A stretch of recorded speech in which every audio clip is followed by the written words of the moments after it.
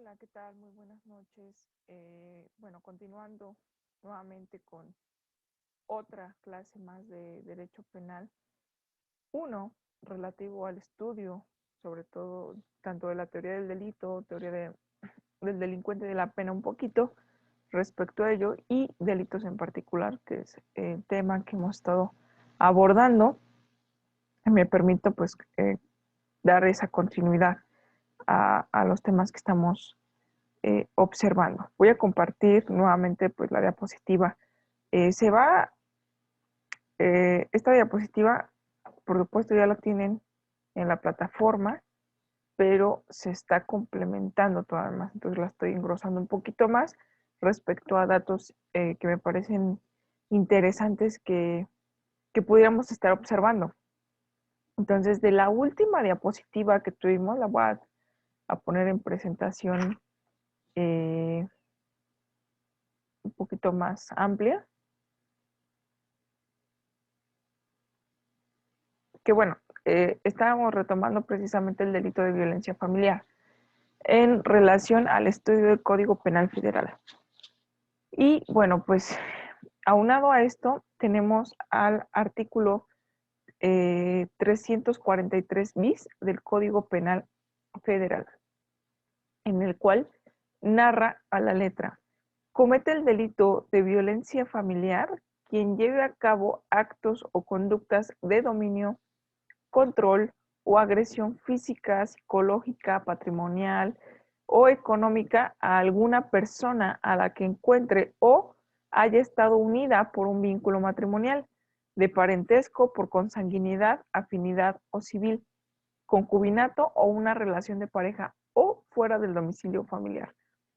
A quien cometa el delito de violencia familiar se le impondrá de 6 meses a 4 años de prisión y perderá el derecho de pensión alimenticia. Asimismo, se le sujetará al tratamiento psicológico especializado. Bueno, aquí quiero hacer un pequeño paréntesis o una pausa dentro de esta circunstancia porque estos dos párrafos, o más bien el completo artículo 343 bis del Código Penal Federal, hace referencias precisamente un poquito más específico. Habría que contemplar todavía más profundo la referencia en cuanto al maltrato o a la agresión o violencia física, psicológica, económica o patrimonial a la que hace referencia precisamente este artículo. No la describe tal cual este artículo, pero sí vienen ciertas especificaciones, por ejemplo, pues más adelante, y también, bueno, pues hay jurisprudencia, nos podemos apoyar de forma supletoria en otras leyes en donde se pueda describir o se pueda entender precisamente pues este tipo de agresiones, que es lo que engloba, ¿no? O lo que es a lo que llevaría. Sin embargo, bueno, en la práctica sí me gustaría hacer un lamentable énfasis en el sentido de la violencia familiar. En materia civil también existe un procedimiento especial denominado violencia familiar, en el cual es sumarísimo. ¿Qué quiere decir esto? Bueno, pues que se agota rápidamente en materia familiar.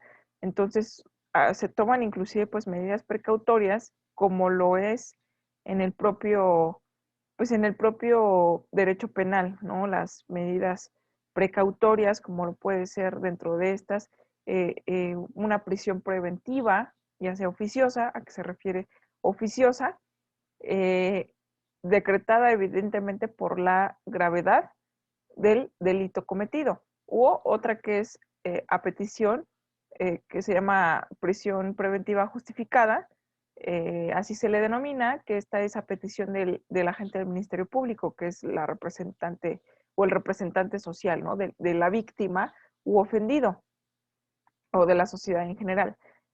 También conocido como fiscal, ¿no? Entonces se le puede denominar MP, representante social, fiscal, etcétera. Bueno, esos son los más comunes donde se le conoce. Entonces, el Ministerio Público tiene que justificar, en este caso, en esta medida precautoria, eh, como tal, como su nombre lo indica, justificada, tiene que justificar precisamente el porqué de la prisión preventiva. Es decir, él la puede solicitar al juez de control, en este caso, dado la etapa del procedimiento, ese no es materia de análisis de esta asignatura, pero de una forma genérica, el juez de control es el que va a conocer precisamente de las medidas precautorias en materia penal. Entonces, hay un debate sobre precisamente las medidas precautorias que se puedan tomar.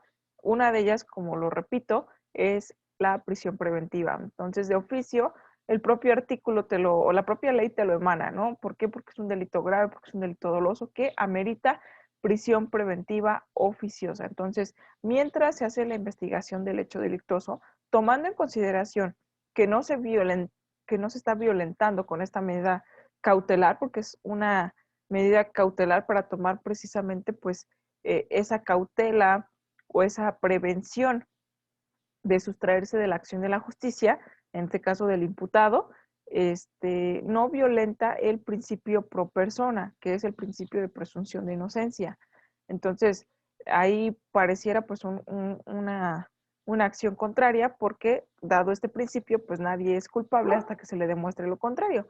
¿Hasta qué momento se le demuestra lo contrario? Pues está una sentencia definitiva ejecutoriada, quiere decir, una sentencia definitiva todavía se puede apelar, una sentencia definitiva todavía se puede recurrir, se puede amparar, o sea, hay todavía formas de poder revocar, combatir, eh, eliminar de alguna manera esa, esas, pues esa resolución definitiva por parte del juzgador, ¿no? Hay obviamente pues plazos, se agotan las instancias, esto depende del tiempo, evidentemente, si es que alguna de las partes se llegue a inconformar. Eh, Dado que cuando causa ejecutoria se denomina que es cosa juzgada, es decir, ya no hay nada que hacer en contra de esto. Hasta ese momento, hasta que se decrete una sentencia definitiva ejecutoriada o firme o que causó estado, también se le denomina causa de estado porque ya queda así, tal cual firme, o que ya no hay medios de procedencia de impugnación en contra de esta, se dice que ahora sí, si es declarado culpable, por supuesto, evidentemente, pues se le denomina tal cual al delincuente, ¿no? En ese sentido, hasta ese momento, bueno, pues se le puede denominar, ¿no? Culpable. Antes de eso, imagínense todo el procedimiento, pues evidentemente es un presunto culpable. Presunto porque todavía no se puede determinar culpable, ¿no? Presunto inocente también del hecho delictuoso hasta que no se demuestre pues con las evidencias eso. Sin embargo, bueno, volviendo a las medidas precautorias, en este caso, pues una de ellas es la prisión preventiva, justificada en caso de que el Ministerio Público justifique que el imputado se puede sustraer de la acción de la justicia, lo que crea un debate con la defensa, en la cual la defensa evidentemente pues, puede solicitar otra medida precautoria o cautelar, que puede ser que el justiciable, que en este caso pues es el imputado, no salga del país, a lo mejor tenga una restricción en contra de una medida de restricción precisamente de no acercamiento, de no molestias a la víctima, a sus familiares, en este caso ese círculo también, que vaya a firmar a lo mejor al juzgado una vez a la semana, una vez al mes, etcétera. Bueno, hay un amplio catálogo dentro del Código Penal Federal que implican cuáles son las medidas precautorias. Pero ahorita no es tema en ese sentido, sino que eh, este debate precisamente es el que se logra para poder definir, pues, si está en prisión o si lleva el procedimiento fuera de prisión. Pero aquí el dato, por eso dije, voy a dar un dato, por ahí, no sé, un triste dato real, es que en este tipo de delitos, y lo he visto en la práctica, cuando en el Estado de México hay a una institución denominada, o mejor conocida o comúnmente conocida como el Edificio Rosa o el Ministerio Público para la Mujer. eh, Regularmente, pues es la mujer, aquí no especifica si es varón o mujer en realidad, entonces el sujeto pasivo puede ser cualquier persona, pero en su mayoría las estadísticas apuntan a que son las mujeres. La violencia física, psicológica, patrimonial y económica es muy, muy complicada de demostrar.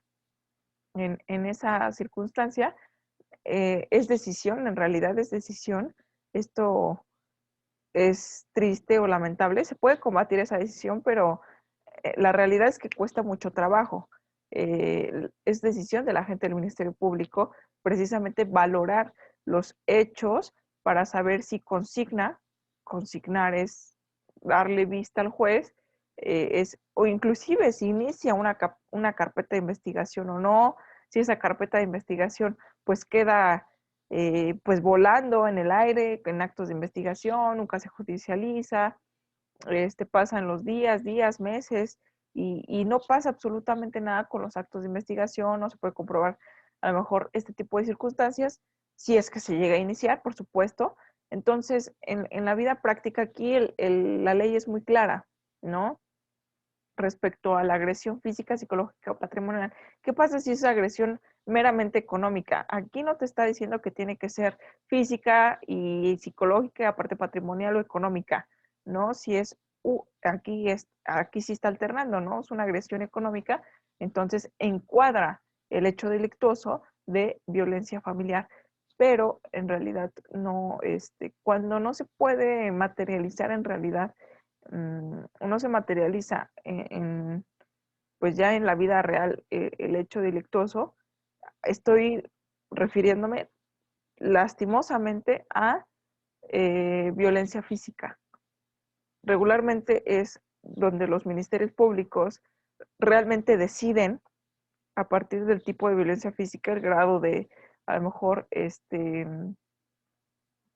sí, de gravedad del propio delito, de las propias lesiones, de la propia agresión, si judicializa, si inicia una carpeta, si investiga o qué hace, porque cuando es violencia psicológica o patrimonio económica, la verdad es que se abstiene en la mayoría de los casos, cuando la ley es muy clara en que pues es un hecho delictuoso que tendría que investigar, ¿no? Pero justifican la carga de trabajo, justifican la falta de elementos probatorios, justifican muchas cosas, pero esta es una realidad, una triste realidad.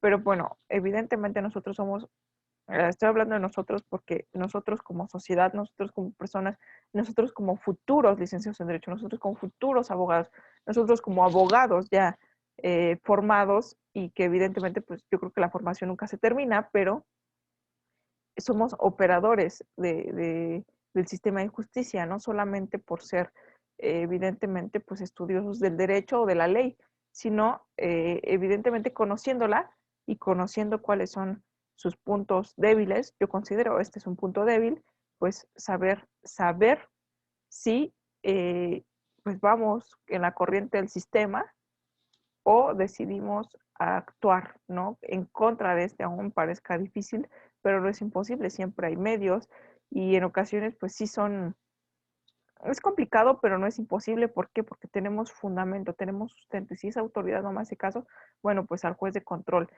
Si el juez de control, hay maneras en realidad de poder realizar este tipo de acciones, ¿no? Pues un amparo. Entonces, hay otras instancias, hay otros recursos, hay que buscar la manera, ¿no? Pero sí existe. Esto de este párrafo 343, perdón, bis del Código Penal Federal. Ahora, el siguiente. A quien cometa el delito de violencia familiar, esto es otro dato importante, se le impondrá de 6 meses a 4 años de prisión y perder el derecho a pensión alimenticia. ¿Qué quiere decir esto? Bueno, pues si el causante de la violencia tiene evidentemente pues a su favor una pensión, decretada una pensión alimenticia, puede ser causa el solo hecho de violencia familiar del cese de la pensión alimenticia. Esto en materia, por supuesto, en materia familiar, ¿no? Entonces, repito, por ahí retomo también, hay ramas que se pueden o que se entrelazan. En este caso, pues la materia, lo puedo englobar como materia familiar y o derecho y familia, y en este caso, pues un derecho penal de la violencia familiar implica pues un hecho delictuoso, que es este que estamos estudiando, implica inclusive un procedimiento judicial en materia familiar, de violencia familiar, que implica obviamente pues muchas cosas, ¿no? También pensión alimenticia, medidas cautelares, obviamente pues también puede englobar medidas cautelares como sustraer, ¿no? Extraer al generador de violencia del domicilio conyugal o del domicilio familiar.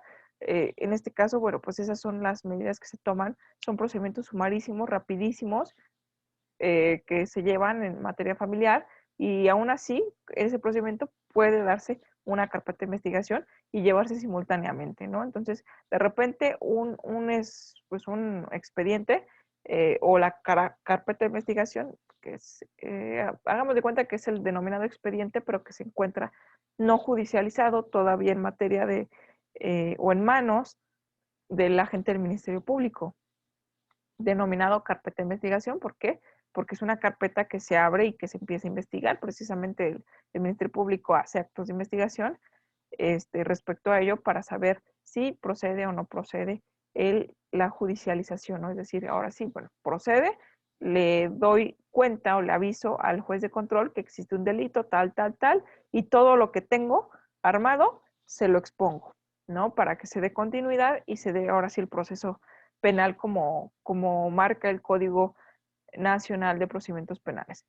Entonces aquí hay relaciones importantes, ¿no? El cese de la pensión alimenticia puede, esta es una de las circunstancias del cese, que es la violencia familiar, ¿no? Entonces, asimismo, se sujetará a tratamiento psicológico especializado. Bueno, pues otra de las consecuencias dentro de lo que es el generador o los generadores de violencia dentro de lo que es este delito, ¿no? Tenemos también el 343 ter, se equipara a la violencia familiar.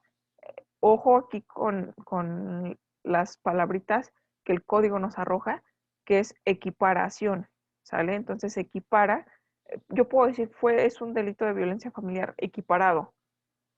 Ah, caray, ¿y qué cambia, no? ¿Qué cambia? Pues bueno, entonces cambia lo siguiente. Equiparación al delito de violencia familiar, es decir, propiamente no es denominado violencia familiar, y se sancionará con 6 meses a 4 años de prisión al que realice, ojo, aquí es la diferencia, ¿no? Al que realice cualquiera de los actos señalados en el artículo anterior en contra de la persona que esté sujeta a la custodia, guardia, protección, educación, instrucción o cuidado de dicha persona. Entonces, propiamente no es violencia familiar, porque para que sea denominado violencia familiar, como lo menciona el 343 bis, tiene que haber, ojo, alguna persona, bueno, alguna de las violencias que ya mencionamos, ¿no? Económica, física, patrimonial, psicológica. Eh, al- Dice, alguna de las personas que se encuentre o que esté unida por un vínculo matrimonial, es decir, una relación de pareja, parentesco por consanguinidad o afinidad civil. Hemos visto precisamente en derecho civil este tipo de parentescos de sangre, parentesco evidentemente pues que es la familia consanguínea de nuestra pareja, que es nuestra familia afín, o el parentesco civil dado por adopción, que haya sido un concubinato, una relación de pareja o fuera del domicilio familiar. Entonces, de alguna manera vincula en este entorno, ¿no?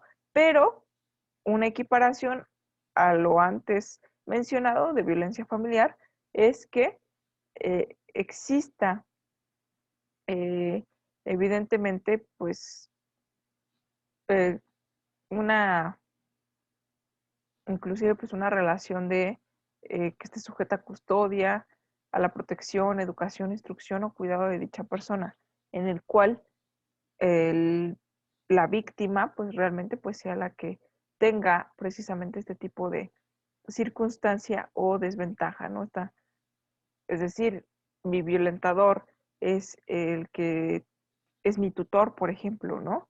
El tutor se asigna cuando evidentemente pues existe la necesidad o no hay quien ejerza la patria potestad. Quienes ejercen la patria potestad, los papás también. Entonces, la custodia, la guarda, por eso precisamente en los juicios de pensión alimenticia, guardia y custodia regularmente pues van juntos, pero puede ser única y exclusivamente guardia y custodia. Eh, que no hay, yo creo que no hay uno sin el otro, porque quien tiene la guardia y custodia, si los papás se llegan a separar, que eso es algo muy común,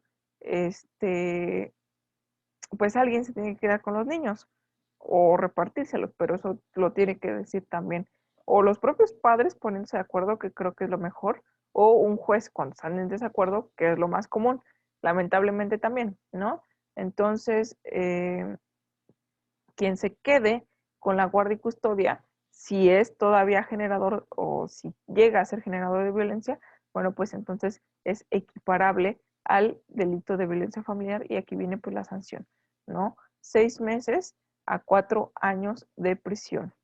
Eh, entonces, pues es básicamente la misma penalidad que el delito de violencia familiar, solamente pues que hay pues esa pequeña, yo creo que línea de diferencia que marcó el legislador, ¿no? Así lo quiso marcar y así está contemplado. El 343 cuater. En todos los casos previstos en los artículos precedentes, el Ministerio Público exhortará al probable responsable para que se abstenga de cualquier conducta que pudiera resultar ofensiva para la víctima y acordará las medidas preventivas necesarias para salvaguardar la integridad física o psíquica de la misma. La autoridad administrativa vigilará que el cumplimiento de estas medidas, en todos los casos, el Ministerio Público deberá solicitar las medidas precautorias que considere pertinentes. Y es lo que mencionaba, ¿no? En todos los casos, el Ministerio Público deberá solicitar, entonces es obligación, es deber de la gente del Ministerio Público solicitar las medidas precautorias que considere pertinentes. Y ahí es donde entiéndase que existe pues precisamente un debate en donde la defensa pues no va a estar de acuerdo, ¿verdad? Porque van a estar, realmente pues son sentidos opuestos en donde tiene que haber precisamente ese debate porque la defensa tiene el objetivo y la finalidad de proteger y defender al imputado o indiciado, presunto culpable, etcétera, ¿no? Como se le denomine.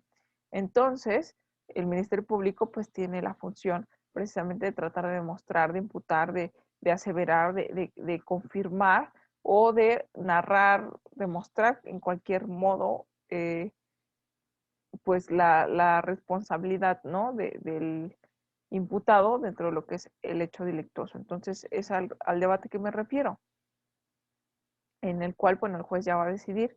En realidad, en muchas ocasiones se trata también, es muy importante la argumentación, es muy importante pues también los datos de prueba que se tengan y el conocimiento, dentro de lo que es la argumentación, el conocimiento precisamente de que existen, de poder comprobar este tipo de delitos, en este caso violencia familiar, y evidentemente, bueno, pues eh, las medidas así que solicite o que estime pertinentes el juez, dependiendo también de lo que se haya, bueno, del resultado material, ¿no? Que se haya producido por el hecho delictuoso. Ahora bien, aquí tengo un ejemplo también para que podamos, estando apegados a lo que habíamos acordado, en cuestión de que, bueno, pues es un poquito más fácil poderlos clasificar con ejemplos. Tengo aquí uno muy sencillo, que es el siguiente. Roberto N., voy a explicar por qué se le pone N, regularmente escuchamos dentro de lo que son las noticias o cualquier otro tipo, noticias en televisión, reportajes, en internet inclusive, que se les coloca bueno, el nombre de pila, que el nombre de pila en este caso es Roberto, pues es Juan, Rosa, Carlos, etcétera, ¿no? Cualquier otro nombre, ese es el nombre de pila que todos tenemos, porque también existen, o inmediatamente se le puede poner el alias, si es que lo tiene, porque muchos delincuentes suelen utilizar el alias y si son recurrentes, bueno, pues se hacen esa famita, ¿no? Dentro de lo que es su propio círculo, lo que conocen pues en una localidad, ¿no? Alias el Mencho, alias el Chapo Guzmán, por ejemplo, ¿no? Etcétera. Bueno, pues todos estos tienen, algunos tienen un alias, pero si no, se le coloca el nombre de pila y subsecuentemente la letra N. No es que eso quiere decir que, bueno, pues se protege también de alguna manera, tanto que el imputado también tiene una serie de derechos o también se ocupa cuando se llega a desconocer o para protección de datos o cuando se desconoce precisamente los apellidos o nombre completo del imputado. Entonces se le coloca N. Entonces puede ser por alguno de los dos motivos. Protección de datos personales del imputado, ¿por qué? Pues porque todavía no es declarado culpable. A lo que me refiero es que sigue teniendo esa presunción de inocencia. Al tener esa presunción de inocencia, sí se va a investigar y de alguna manera se le tiene que denominar, pero no se exhibe o se muestra completamente el nombre completo, datos personales, e inclusive, aquí otro dato curioso, hay, bueno, salen en los medios de comunicación que se atrapó tal, tal, tal, y les tapan los ojos. Entonces, dentro de todo esto, bueno, yo creo que sí es, se le puede reconocer inclusive, pero se le tapa los ojos por derechos que tiene precisamente el imputado de conservar pues su identidad, ¿no? Entonces, se, pues sí, nada más los ojos y todo lo demás sí se puede mostrar, porque bueno, también sirve como medio para que si otras víctimas fueron o reconocen al delincuente, pues también puedan ejercer su acción y sumarse en cuestión de denuncias, ¿no? Eso también es viable y son derechos también de las víctimas, ¿no? Entonces, ahí se contraponen, yo creo que es una balanza, los derechos del imputado versus derechos de las víctimas, ¿no? A veces, siempre yo creo que tiene que pesar un poquito más alguno de los dos. Y esto, bueno, pues se decide en el juicio. Eh, bueno, Roberto N., al momento de beber alcohol, pudiera ser inclusive sobrio y llegar a su casa con su familia, insulta, grita y golpea a su esposa e hijos. Bueno, dentro de este ejemplo, que puede ser un clásico de telenovela, un clásico de un capítulo de alguna serie, como La Rosa de Guadalupe, entre otros, que son también o que se hacen famosos, este, algo muy corto, ¿no? Algo muy, muy entendible y lamentablemente también en la realidad muy común. Del ejemplo anterior se puede identificar lo siguiente, esto es una clasificación muy somera, pero creo que muy clara. ¿Quién es el sujeto activo? Pues el violentador, en este caso es Roberto N. ¿Quién es el sujeto pasivo? Aquí hay no un sujeto pasivo único, sino hay varios que son víctimas, ¿sale? Aquí no hay parte ofendida porque recordemos que la parte ofendida es quien resiente colateralmente el daño, ¿no? Quien no ha sido, por ejemplo, en el delito de homicidio, pues la víctima pues es el occiso.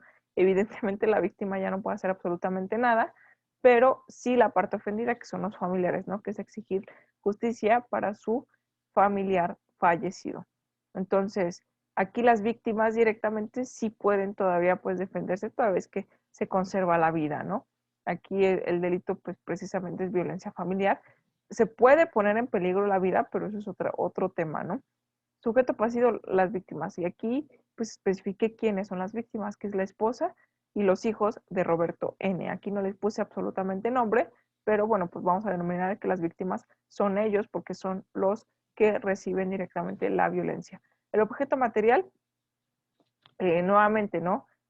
Aquí en este tipo de delitos que son delitos contra la vida y contra la integridad física o corporal de las personas, en su totalidad, voy a decirlo en su totalidad, tanto el sujeto pasivo como el objeto material tienen, o sea, pueden ser lo mismo.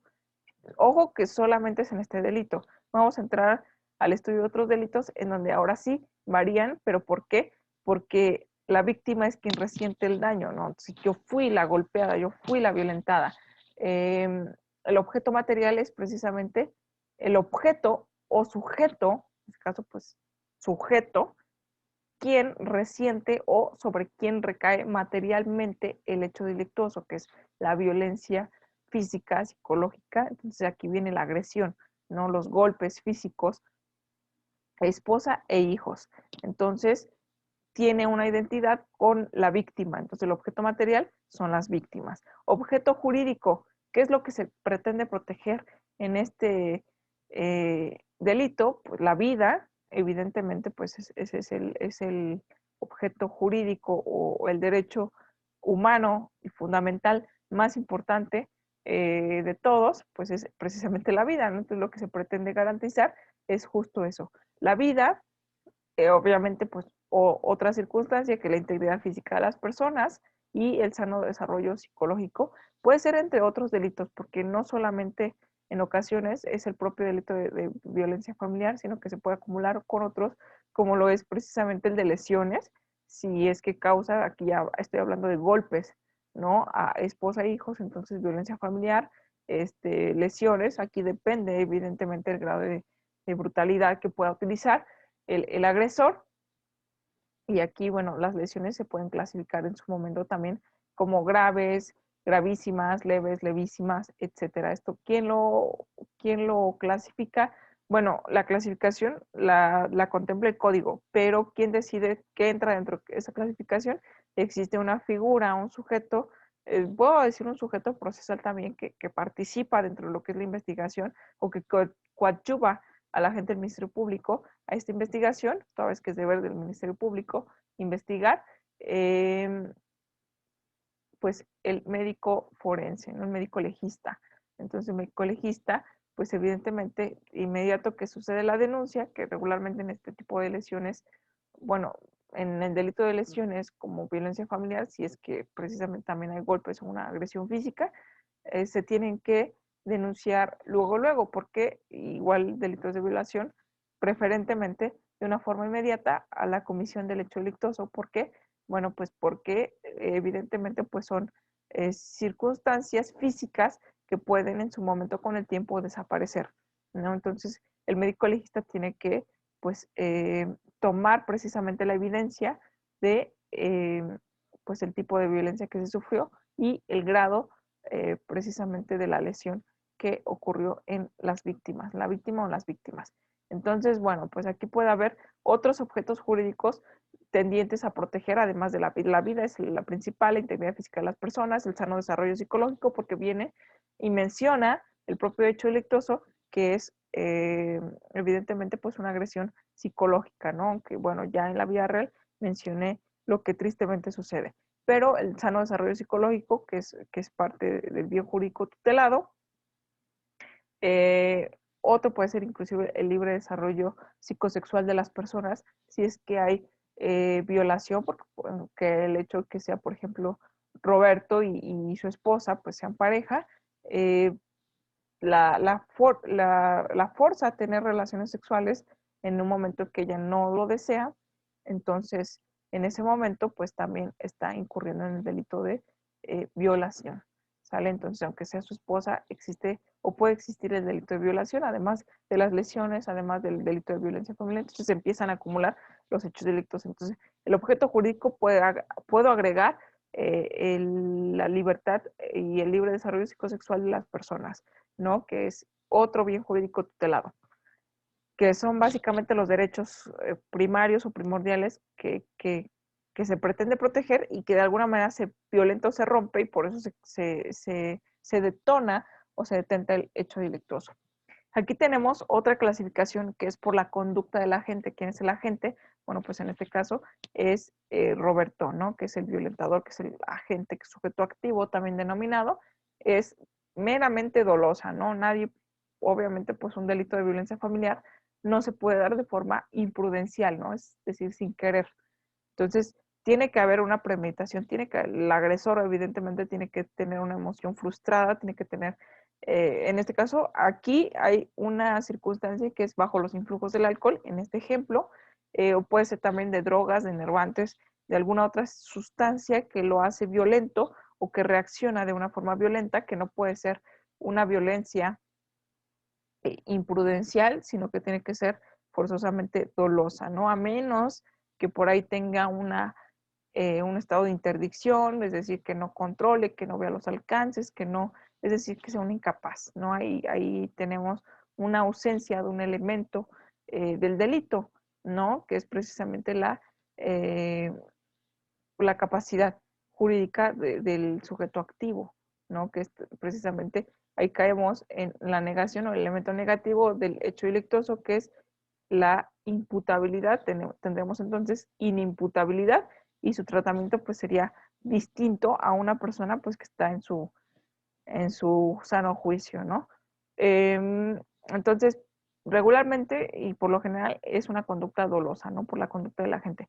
Por su resultado tenemos un resultado material, se materializaron la agresión, los golpes, etcétera. Entonces se vio afectado el bien jurídico tutelado, fue una acción o actuar del sujeto activo. Por su duración, es puede ser aquí, creo que hay una variación, puede ser instantáneo, inclusive si es que ha sido una sola vez, en el que el agresor llegó, golpeó y se acabó, ¿no? Entonces el delito cuánto duró, es breve, pero eso casi en su mayoría es continuo, ¿no?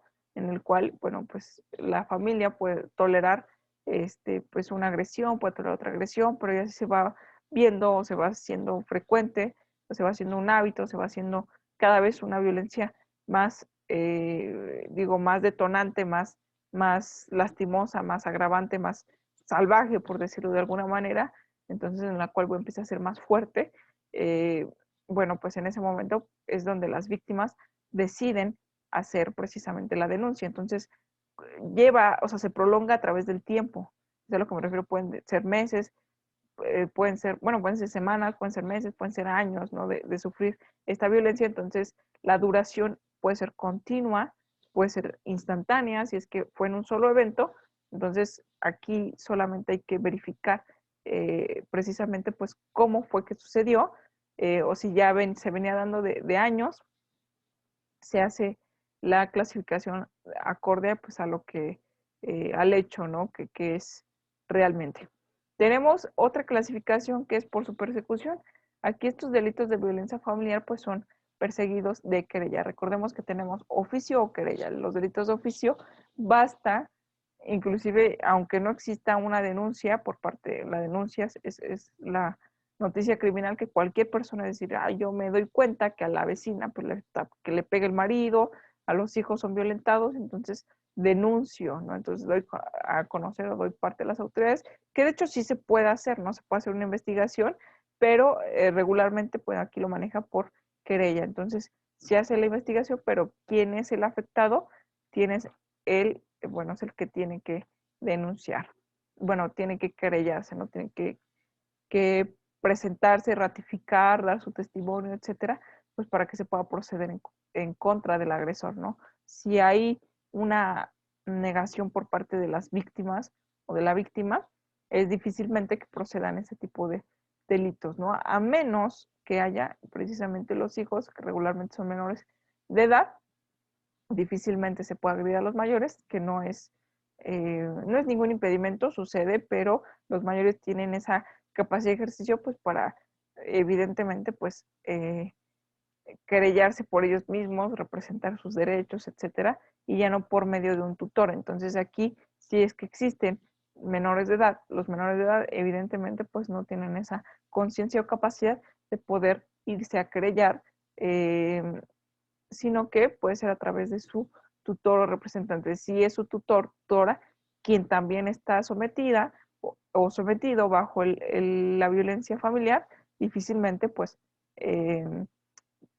haría lo que corresponde, ¿no? Para la protección de los derechos de los niños, niñas y adolescentes. En este caso, se activa un protocolo en el cual se persigue oficiosamente este tipo de delitos y esto pues depende de varios factores, ¿no? Entonces, no todo viene en el Código Penal Federal, no todo pretendamos encontrarlos en el Código Penal Federal. Hay otras leyes especiales que nos ayudan, hay jurisprudencias, hay más modo de obtener más información respecto a casos ya más concretos, ¿no? Más supuestos de, ¿y qué pasa si precisamente no fueron, no solamente fueron niños, sino fueron una persona menor de edad y aparte con una discapacidad? Bueno, pues todavía más grave el asunto, ¿no? Eh, Siguiente, tenemos, bueno, ahí los ejemplos, las clasificaciones, pero pues quedando un poquito claro. Entramos ahora al título 21º del Código Penal Federal, titulado Privación ilegal de la libertad y de otras garantías. Aquí voy a hacer unas pequeñas pausas, voy a leer algunos artículos, pero haciendo mención de ciertas circunstancias que quiero que queden pues bastante claras. Capítulo único, y voy a especificar porque es un capítulo único. Esto está contemplado y regulado en el artículo 364 del Código Penal Federal, en el cual indica, se impondrán de 6 meses a 3 años de prisión y de 25 a 100 días multa. Lo siguiente, pareciera pues ahorita para el delito de privación ilegal de la libertad, pareciera poco, ¿no? 6 meses a 3 años. ¿Pero por qué? Fracción primera, al particular que prive a otro de su libertad. Si la privación de la libertad excede de 24 horas, la pena de prisión se incrementará de 1 mes por cada día que esté privado pues de la libertad, en este caso pues la víctima, ¿no?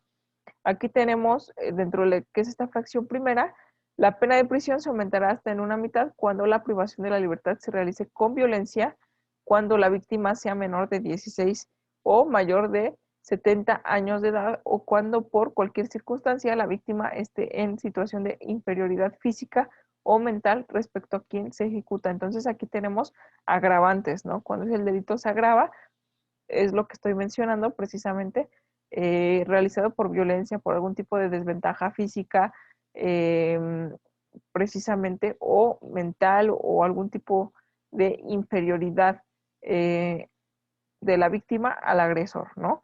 Entonces aquí tenemos, pues evidentemente, una agravante contemplada precisamente en este propio artículo. La fracción segunda es derogada. Y voy a mencionar también por qué se derogan bueno, aquí puse un ejemplo, ¿sale? Un ejemplo que voy y después retomo un poquito con el 366 ter, que ya menciona otro delito que es el tráfico de menores. Pero privación ilegal de la libertad, artículo 364, fracción primera, la fracción segunda se deroga y se acaba, los demás artículos se empiezan a derogar, ¿sale? Entonces, ¿por qué es esto? Voy a mencionar por qué, pero primero pongo el ejemplo. Aquí, Giovanni, me falta poner el N, ¿no? Giovanni N es policía militar y en un retén observa una camioneta con los vidrios polarizados. Decide marcar el alto a la camioneta, esta hace caso omiso, es decir, pues se sigue, o se arranca, aumento de velocidad, lo que genera una persecución. Al alcanzar la camioneta, pues en esta persecución, el policía Giovanni decide detener al conductor, esposarlo, revisarle, trasladarlo a un cuartel de seguridad, en lo que su compañero, evidentemente, pues es más de un agente o de un policía cuando suceden este tipo de acciones, porque van mínimo en parejas, ¿no?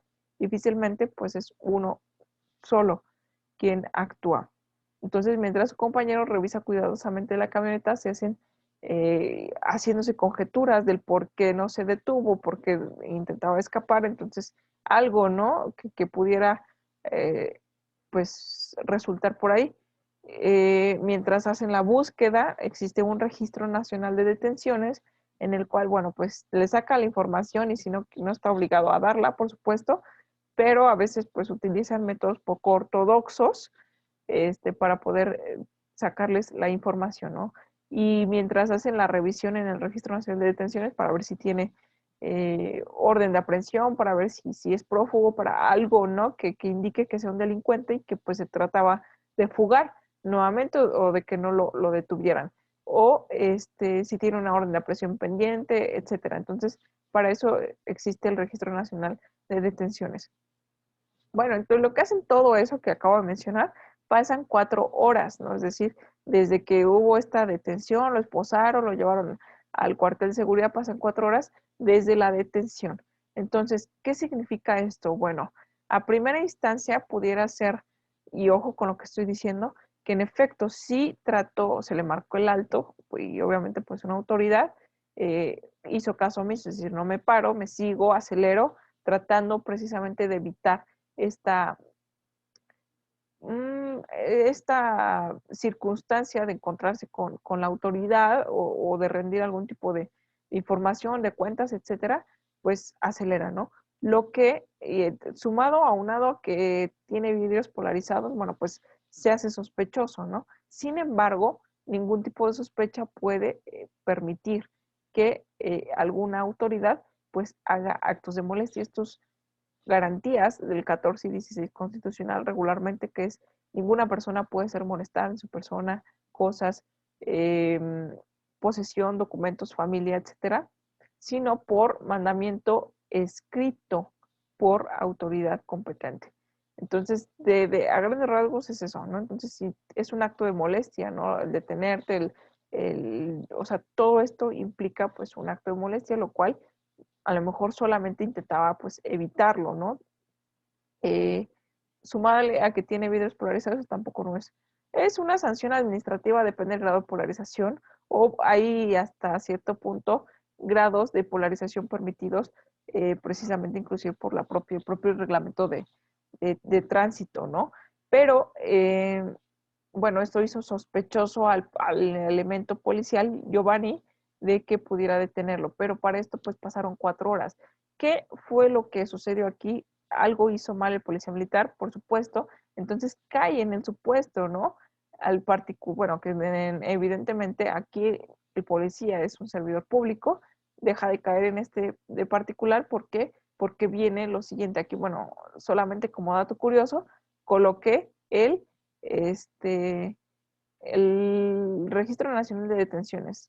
Me tomé la libertad de hacer una captura de pantalla a la página del Gobierno de México, es una página nacional de la Secretaría de Seguridad y Protección Ciudadana, una Secretaría Federal, en donde aquí hay una consulta, tienes que meter los datos, ¿no? Entonces los datos de la persona buscada y nombres, apellidos, por lo menos, fecha de nacimiento, CURP, para poder pues dar con la persona y a ver si tiene precisamente alguna orden de aprehensión pendiente o si se encuentra detenida. Eso funciona pues precisamente en dados casos cuando sucedan una desaparición de personas, pues a ver, es una forma de rastreo localizar si es porque se le ejecutó una orden de aprehensión, si por esto, lo otro aquí, o tiene algo pendiente, pues no, también tenemos este Registro Nacional de Detenciones, ¿no? Ahora bien, tenemos el siguiente artículo, pero antes de entrar en ello, aquí hay un dato importante. El policía hizo mal, ¿por qué? Porque existe algo denominado también protocolo de actuación de primer respondiente. Él es un primer respondiente porque hizo una detención con solamente estos indicios. Traía vídeos policiales, se trató de escapar cuando se le marcó el alto. Esos son sus únicos argumentos para poderlo detener 4 horas. Entonces lo estuvo privando ilegalmente de su libertad 4 horas. Aquí no estoy mencionando si se le llegó a encontrar algo, si detuvo, etcétera, etcétera. Aquí solamente el ejemplo se limita hasta aquí. Entonces, hay algo denominado, voy a darle escape y a cambiar la pantalla. Tengo unos minutitos. Eh, para poder hacer un cambio de pantalla. Un momentito, un momentito. Tengo aquí un protocolo interesante solamente para darle lectura al título y saber.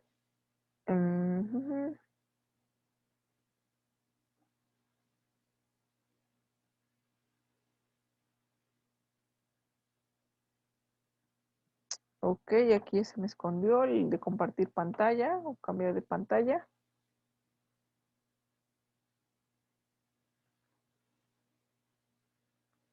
Ahí lo encontré. Listo.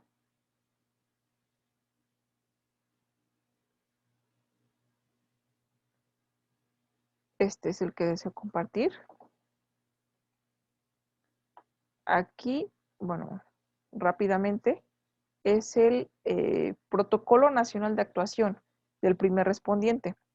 Viene, pues obviamente, emitido por el Consejo Nacional de Seguridad Pública y el contenido rápidamente, ¿no? El marco jurídico, los objetivos, general específico, políticas de operación, algunas definiciones. En cuanto a las definiciones tenemos que es acordonamiento, bueno, por inclusive pues orden alfabético, adolescente, agresión, amenaza, etcétera. Entonces, son los servidores públicos, en especial los policías, tienen que estar instruidos, tener conocimiento, no nada más llegar a ser policía y ahora a ver qué se hace, ¿no?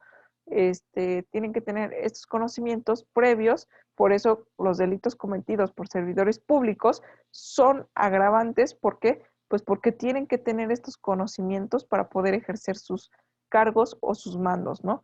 Entonces, bueno, aquí de forma rápida no vamos a poderlo ver por el tiempo, pero tenemos políticas de operación que son lineamientos que ellos tienen que seguir en cuanto a sus operaciones, ¿no? Definiciones, sujetos del protocolo, principales roles, descripción del procedimiento. Me interesa aquí ir a este. Entonces, El policía, aquí el primer respondiente, ¿por qué? Porque es el que, básicamente, como el nombre lo indica, es el que primero responde, el que primero lo encontró, el que primero lo detuvo, el que primero, ya después se lo pasó a fulanito de tal, ya después se lo llevó al agente del Ministerio Público, ya después, o sea, ¿quién tuvo el primer contacto, en este caso, pues con la persona detenida, se denomina primer respondiente, o con el hecho delictuoso, con el vehículo abandonado, con la persona hallada sin vida, se denomina primer respondiente. Entonces, a través de la realización de sus funciones de prevención, reacción, aquí es lo que estoy hablando, reacciona, previene e investiga, genera el primer nivel de contacto. Ojo con esto, primer contacto, lo cual es una simple inmediación entre el agente de seguridad y el individuo para efectos de investigación, identificación o prevención. En este sentido, el policía, primer respondiente, puede iniciar su actuación bajo los tres siguientes supuestos. Y no es necesario, es que tiene que ser policía municipal. No, es aquel policía con el nombre como tal, con el cargo de policía, aquí estoy mencionando un policía militar, que aquí se rigen por otro tipo de leyes, pero de todas maneras, pues tiene cargo de policía, existen policías de investigación, existe la policía ministerial, existe la policía municipal, el agente de tránsito, pues también algunos les denominan policía de tránsito, etcétera.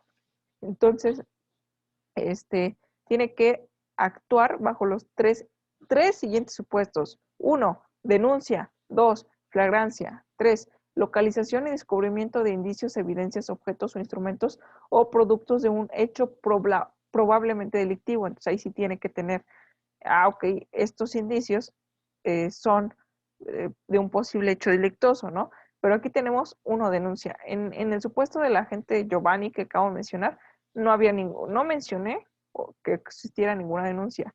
No mencioné que el conductor estuviera o hubiera hecho algún acto contrario a la ley o un hecho delictuoso, ¿no? Que trajera estupefacientes, que tuviera una orden de aprehensión, entonces no se detuvo en flagrancia. La flagrancia, flagrancia con L, flagrancia, este, es aquel hecho, de hecho viene inclusive en la propia Constitución Política de los Estados Unidos Mexicanos, pero es aquel hecho que se está cometiendo o inmediatamente después de cometerlo, es cuando se le detiene en ese instante, en ese acto, o inmediatamente después hay una persecución, pero tiene que ser hay diferentes casos de flagrancia, está muy interesante también el tema de flagrancia, en qué momento se da, en qué momento no se da, pero nunca mencioné dentro del ejemplo pasado que el conductor de la camioneta con los vidrios polarizados, al cual no le puse nombre,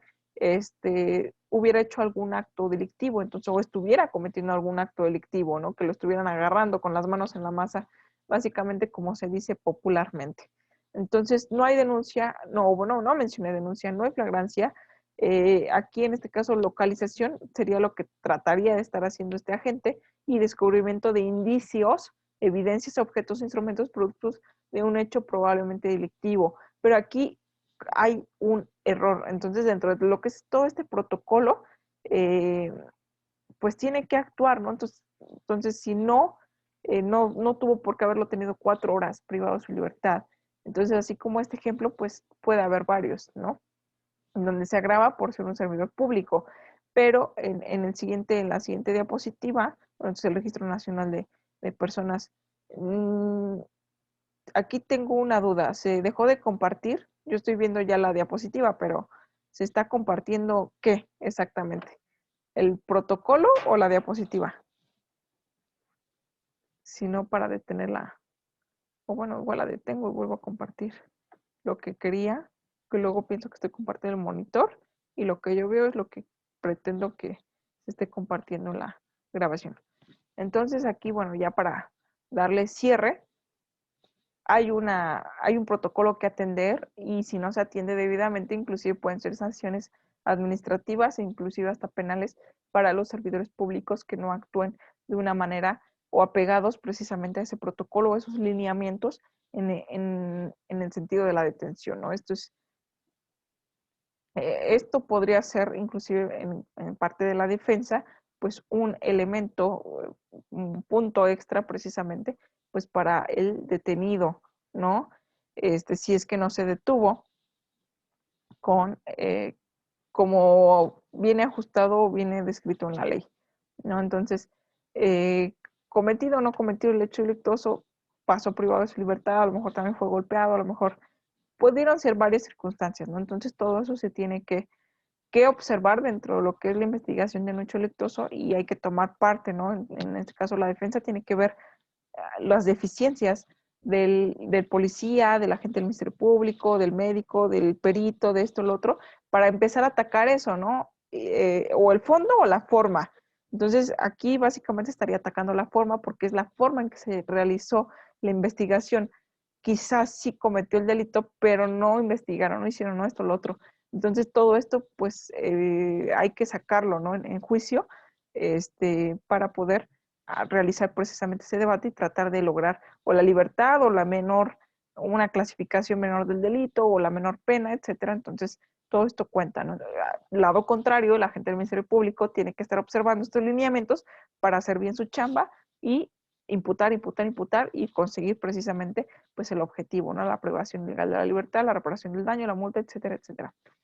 Entonces, dentro de todo esto, es así como se da. Aquí tengo otro delito, eso ya lo vamos a ver la sesión clase que viene, que es precisamente tráfico de menores.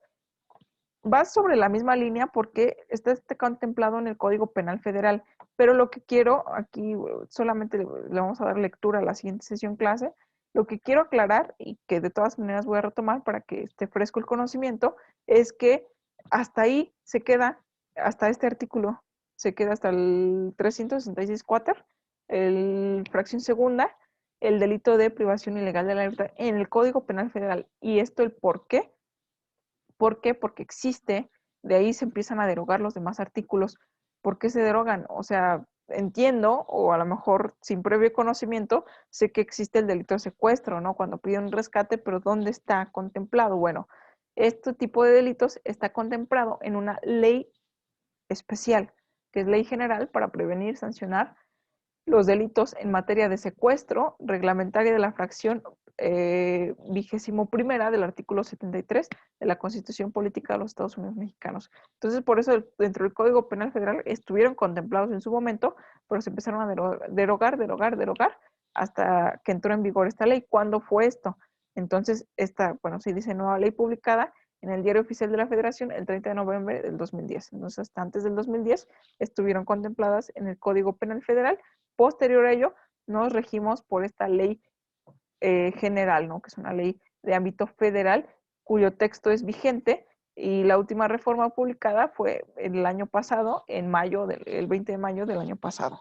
Entonces, bueno, pues los delitos que no se encuentran contemplados dentro de los códigos penales federales son denominados delitos especiales. Entonces, ese delito en particular no lo vamos a tocar porque nuestro tema en realidad es delitos particulares, ¿sale? No delitos especiales, eso ya sería otro ramo, es interesante también, pero las bases de delitos en particular nos va a dar la pauta para poder estudiar delitos especiales, ya sea de forma autónoma o en su momento pues con una guía. Una guía, me estoy refiriendo pues obviamente a un acompañamiento docente, por ejemplo, en una asignatura especial, desconozco si exista la asignatura de delitos especiales, pero es un complemento muy interesante, pero más necesario delitos en particular, ¿sale? Entonces, dentro de lo que son delitos contra la libertad, lo dejamos hasta donde viene el Código Penal Federal y la siguiente sesión clase también vamos a tomar el delitos contra el patrimonio. Entonces, vamos a iniciar con robo precisamente, pero después de que agotemos, pues, el delito de tráfico de menores, ¿sale? Entonces, en el cual tiene agravantes y atenuantes. Entonces, no sé si existe alguna duda, pregunta, comentario, aportación.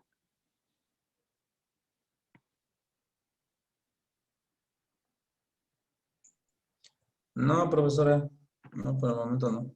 Bien, bueno, entonces hasta aquí lo dejamos, continuamos la próxima semana, no sin antes decir que, bueno, el día de ayer, a ver si tuve un tema técnico, completamente técnico, las actualizaciones de Windows ya me pidieron continuar con la sesión clase, entonces voy a retomar, voy a regrabar nuevamente la sesión clase de Derecho Civil, sé que por ahí estabas presente, Entonces, pues sé que tuviste ahí, por lo menos tuvimos unos 20, 25 minutos de sesión clase, pero voy a retomarlo desde el principio, a grabar en algún otro momento y a subirla a, obviamente, pues a donde pues están las clases grabadas, ¿no? Pero de una forma continua, ininterrumpida, para reponer esta, es una situación que se fue de mis manos, en realidad me sacó y ya no pude volver a entrar. O sea, quise volver a entrar, pero ya no me lo permitió porque Windows estaba actualizando y se tardó pues bastante tiempo. Estaba en un ejemplo bastante bueno, pero lo voy a retomar, tratando de retomar lo que vimos y darle continuidad hasta completar o culminar esa sesión clase. Entonces, una disculpa por ello de antemano y ahorita, bueno, pues ya no tuve tema alguno, no me había pasado anteriormente, pero bueno, siempre a lo mejor hay una primera vez, ¿no? Espero que no vuelva a pasar. Y bueno, ya aclarado ese punto, pues estamos al pendiente de la próxima sesión clase y también pues de la plataforma algunas actualizaciones. Voy a tratar de subir también estos elementos como esta ley, por ejemplo, si es que existe esta pues página también del Protocolo Nacional de Detención, más bien, perdón, del Registro Nacional de Detención y del protocolo que cambié de pantalla del primer respondiente y de la ley precisamente en este sentido, pues para que existan más elementos por si queremos seguir sumando a nuestro acervo de la propia asignatura. No podemos agotarlo todo por el tiempo, pero pues ahí va a estar la información también disponible y pendiente, ¿sale? Entonces, que tengas una excelente noche y nos vemos la próxima semana. Ok, profesora, está bien. Igual que tenga buena noche. Hasta luego. Hasta luego.